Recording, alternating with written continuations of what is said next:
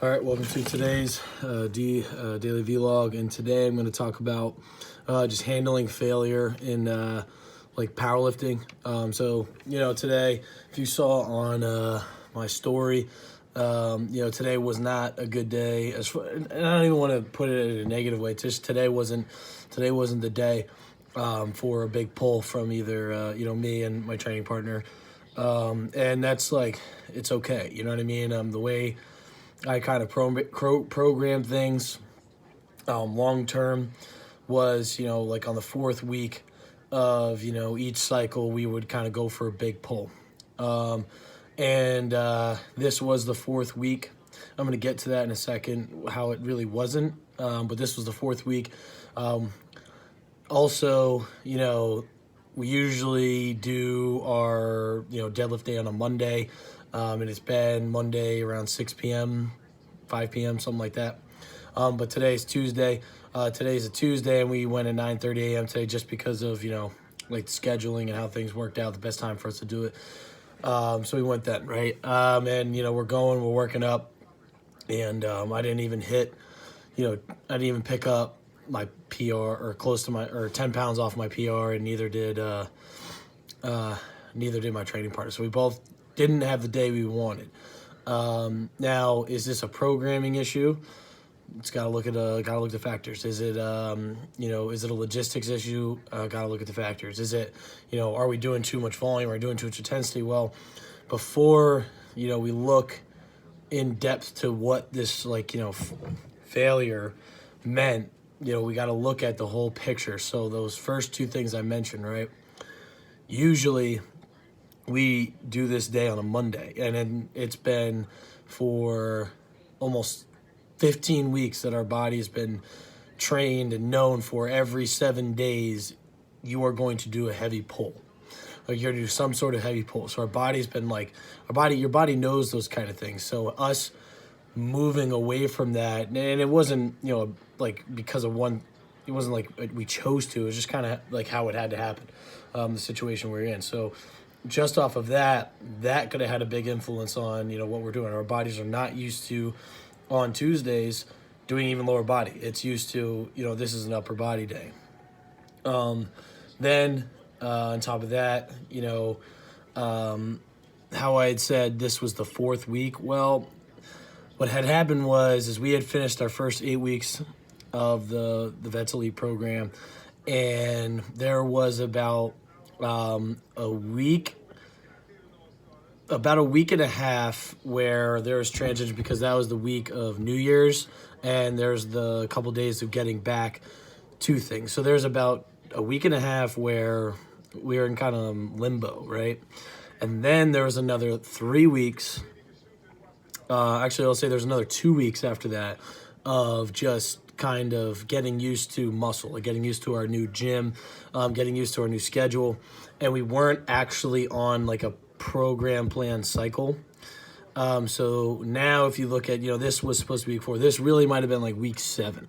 And our body wasn't, again, used to the strict, like it didn't have that strict stress application. So then when you kind of look at what happened today, it's like, hey, like that doesn't mean you can't pull that. That doesn't mean you're not getting stronger. That doesn't mean you're not doing the right things. It means that the situation you put yourself in wasn't optimal, and you need to got to make it happen next time. Like now it's known how important it is to make sure that you train your body on the day that you usually train, or the time you usually train, or making sure that you're strict with your cycles or your down weeks, your deloads, whatever, how it does. It's got to be at least planned out in some sort of fashion. And I'm not, that's, if you are conjugate or if you're not conjugate or whatever, that's not to say that just because you do conjugate powerlifting doesn't mean you have a plan. Like that's how, I'm not saying, the periodization scheme has to be one way or the other, but you got to have a plan. So if your body if you have a plan and you stick to it, that's how you're going to get the best. And, that was the case today. So it's, before, you go in and you look at the lift and you say, oh, wow, like we need to totally reinvent the wheel, as Dylan Zingakis said today. It's just a matter of understanding the situation you're in and trying to, adjust from it and, change what you need to change. Like for us, one of the things is, we were both totally totally burnt out, CNS wise. So for us, all right, we're going to reel back. We're going to reel back on the intensity. We're going to, up the volume a little bit, and we're going to put programs and movements where both of us are weak. So for me, I failed my lift about an inch off the floor. So what am I going to do? I'm going to do deficits, and I'm going to do pause because I'm weak off the floor. My training partner, where did he fail? He failed mid-thigh. So what does he need to do? He needs to pause there. Like, you know what I mean? Like, he needs more time isometrically there. We're just going to try to battle through these sticking points and, just take a look at it and go from where we were.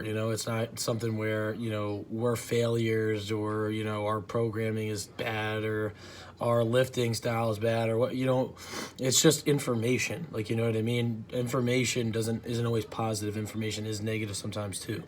And the same thing happens with the speed training that I do for athletes. There's days where it's happening and there's days where it's not. And, it kind of comes back to, it's not what you're doing. It might be what happened, the weeks before, like the days before, the hours before, oh man, like, had a really stressful night last night, or dude, didn't get sleep, or I went out, had some bad food. Like, you know what I mean? There's so many complex factors besides of, outside of what you actually did in the moment.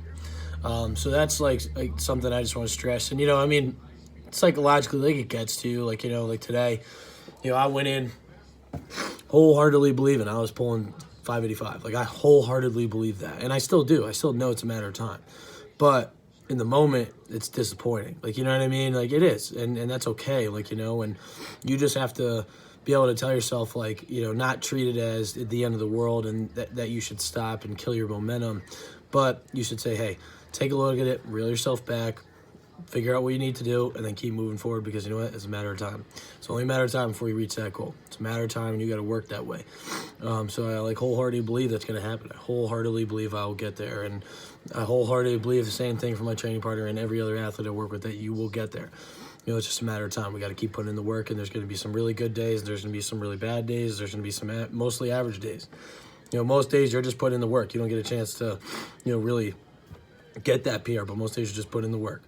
And this has happened, more for me with, when I began to heavily time sprinting, and like, it's okay. Like, that's something you just got to get through. So, that's what I want to talk about today. I hope you enjoyed your snow day if you're around the area. If not, then, hope you got after it today, and have a good night.